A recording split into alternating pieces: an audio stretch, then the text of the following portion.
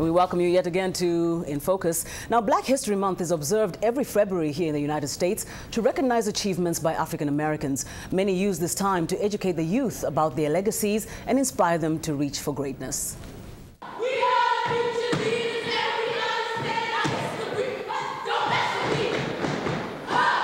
Singing and dancing, it's a rich part of their heritage these youth are learning. As members of the Taratibu Youth Association, they're helping to spread awareness about the Black cultural experience through performances around Washington this month. Taratibu is a style of movement that incorporates South Africa's gumboot dance with contemporary military movement, as well as Negro spirituals, gospel, and songs sung in Swahili and Zulu.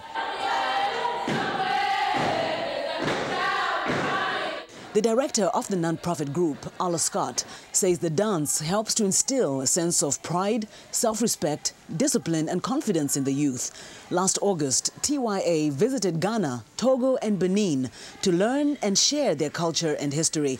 This summer, the group is planning to visit Tanzania. Ranging in age from 11 to 22, the 13-member group also performs modern dance and songs, including hip-hop and pop. And now we are pleased to have with us in the studio Arla Scott, who co-founded TYA back in 2007 with Naima Hilton. Ms. Scott, welcome to In Focus. Thank you. Thank you very much for having us here. Such a pleasure. Maybe you can give us a little background about how Taratibu started. Taratibu Youth Association started in August 2007. We were formerly a part of the DC Youth Ensemble, and then we branched off, myself and Naima Hilton, co-director and founder. We branched off and started this organization because we wanted to focus more on the African culture and developing our youth in that line. And obviously you've taken it to a whole different level. You travel. Last year you went to West Africa. We mentioned that already, and then you're going to Tanzania this year. Tell us why that extension. Well, we feel it's very important for the children to be connected to their history, to understand their past, and to understand that their power, their richness, their everything, their essence comes from that, and to be proud of that. And they don't get that in regular public school education. So Taratibu in Kiswahili means slow, slowly. How does that apply to your group? Well, we turn the slowness into order. And that's why the basic Taratibu movements are combined with military movements and are very disciplined and orderly, hoping to establish a disciplined mind so that the children learn to operate in an orderly fashion, internally with their thoughts and then externally with their behavior. And as you call them children, I mean, I was so impressed because I managed to watch one of their performances. They range from 11 to 22, yes. But it seems very sure about what they're doing. They write their own poems, they sing their own songs. How do you recruit them? It's an audition process. They have to audition. They have to come to us with either some skill in singing or dancing or some type of poetry, and they have to do that in the audition, and we rate them, you know, based on their performance in the audition. Obviously, the trip to Tanzania, as I'm sure with West Africa last year, costs a lot of money. I don't know if all of them have to pay up front, or you obviously fundraise. Yes. What do people do if they want to contribute?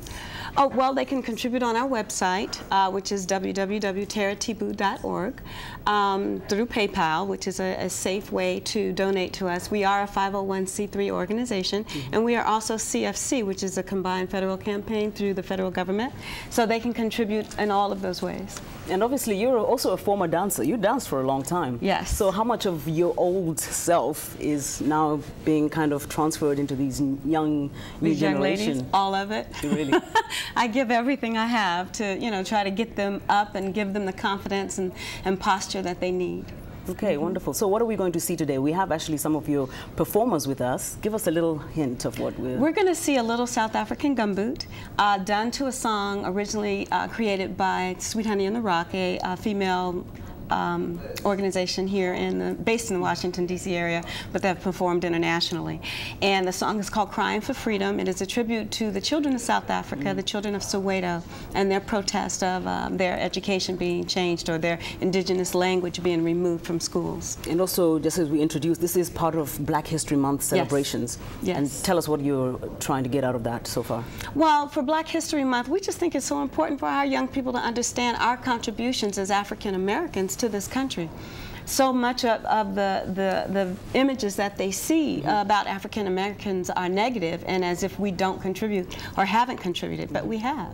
Okay. And it's important that they understand that. Well, thank you so much. That's Miss Arla Scott, who is the co-founder of Taratibu Youth Association. Wow, that's beautiful.